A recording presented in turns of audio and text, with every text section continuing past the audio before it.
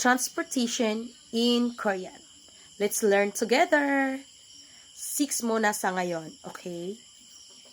Bus, bozu, buzu. Airplane, bihenge, bihenge. Car, sadongcha, car, sadongcha.